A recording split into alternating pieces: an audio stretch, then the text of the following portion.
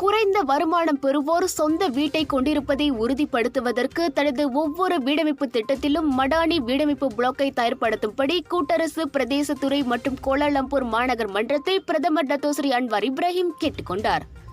மக்களுக்கு நன்மையை கொண்டு வரும் புதிய வீடமைப்பு திட்டங்கள் அங்கீகரிக்கப்படுவதை உறுதிப்படுத்துவதற்கான நிபந்தனைகளில் ஒன்றாக மடானி பிளாக் இடம்பெற வேண்டும் என அன்வார் கூறினார்.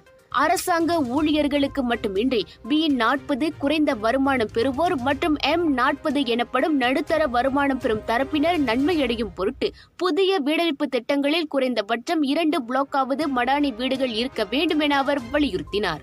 பணக்காரர்களுக்கு பல கோடி ரிங்கெட் விலையில் வீடு கட்டுவதாக இருந்தாலும் கட்டுங்கள், அது குறித்து நான் பொருட்படுத்த மாட்டேன்.